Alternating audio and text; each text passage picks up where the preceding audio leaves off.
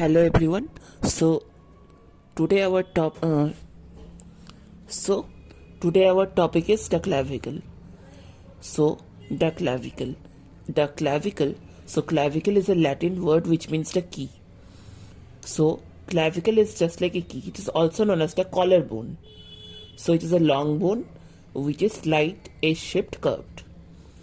It is located horizontally on the anterior aspect of the body, and it lies at the junction of the root of the neck and the trunk. So we can say that it is like a plane dividing the root of neck and the trunk. So as it is a long bone, it has two articulations. So medially it will articulate with the sternum and also the first costal cartilage. Laterally it articulates with the acromion process of the scapula. The clavicle, it can be felt. It is placed just under the skin, so it can be felt subcutaneously, and it can also be palpated. And it is also the only bone which connects the axial skeleton with the appendicular skeleton. Now, functions of the clavicle. The clavicle, it acts as a strut for holding the upper limb far away from the trunk so that it can move freely.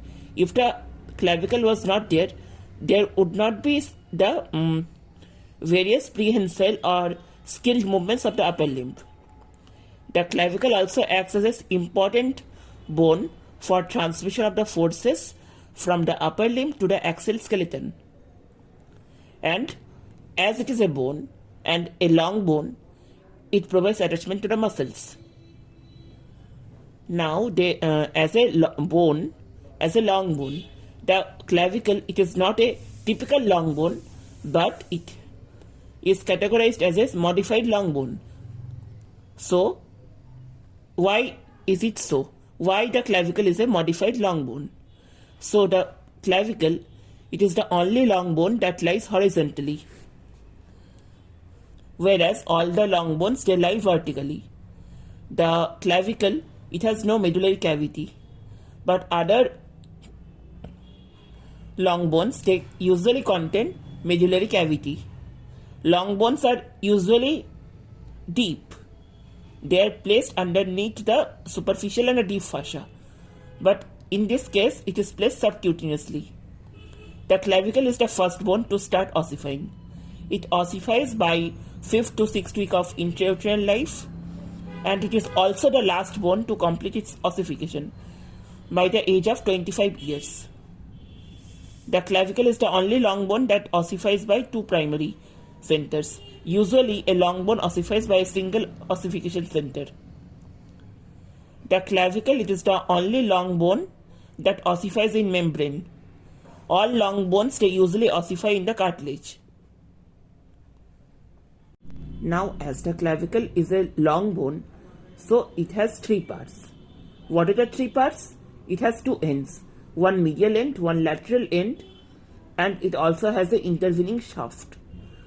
So, about the two ends. So, the lateral end, it articulates with the acromion. So, it is also known as the acromial end. The acromial end, it is flattened. Acromial end, it is flattened from above downward, and it articulates with the medial margin of the acromion process. The medial end or the sternal end, it is enlarged. It articulates with the clavicular notch of the manubrium sterni. If you noticed in the previous video, in the manubrium we had two notches. The upper one for articulation with the clavicle, and the second for the articulation with the first rib, that is the first costal cartilage. Now about the shaft. Now the shaft, it is curved. So the medial 2/3 of the shaft, it is round and it is convex forward, and the lateral 1/3, it is flattened and concave forward. And if we see the shaft, the inferior surface, it presents a small longitudinal groove in the middle third. Now, if we see how to determine the side of the clavicle. So side of the clavicle, it can be determined. First we have to hold the bone horizontally such that the flattened end is on the lateral side and the quadrilateral end is on the medial side. Now convexity of the medial 2/3 and concavity of the lateral 1/3, it should face forward, and the longitudinal groove in the middle third of the shaft, it should face inferiorly. This is the anatomical position of the clavicle.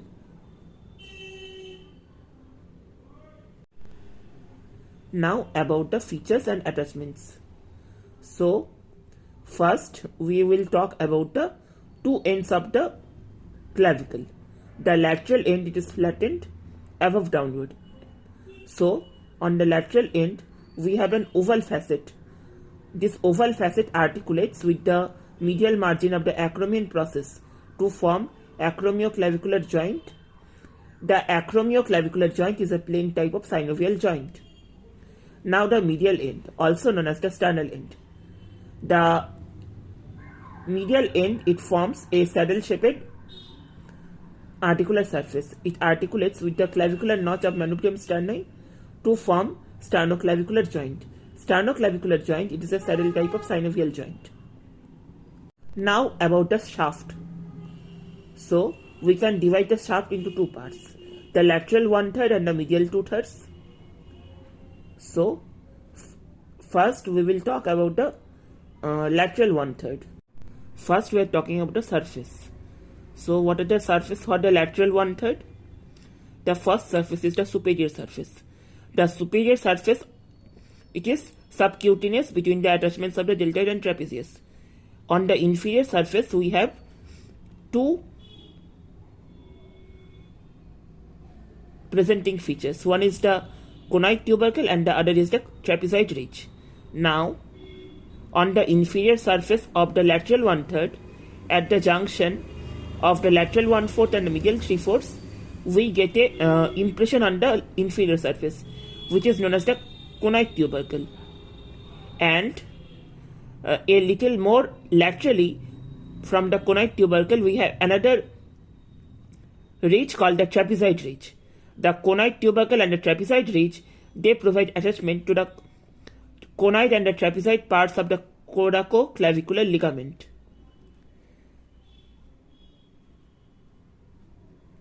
These are about the surfaces. Now about the borders.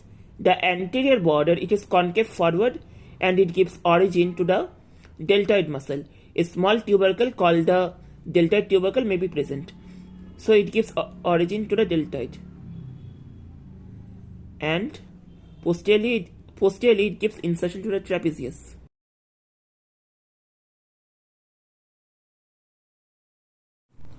Now about the medial 1/3. So the medial 1/3, it is convex forward. So it is convex forward. So it is more rounded. So it does not have any border. It has surfaces. So it has anterior surface, superior surface, posterior surface and inferior surface. So the anterior surface, it gives origin to the clavicular fibers of the pectoralis major. The superior surface gives origin to the clavicular part of the sternocleidomastoid.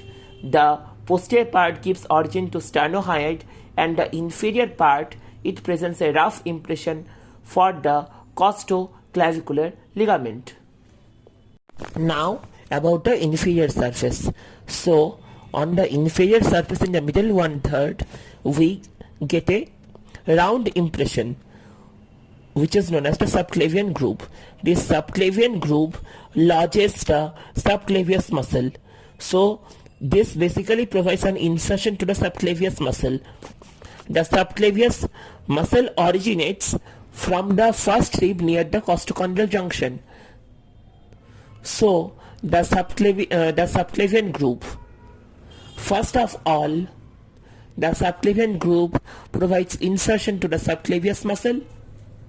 Secondly, the subclavian groove. It also provides attachment to the two lamina of the clavipectoral fossa, and the clavipectoral fossa ends at the subclavian groove after enclosing the subclavius muscle. Please like, share and subscribe the channel, and thanks for watching.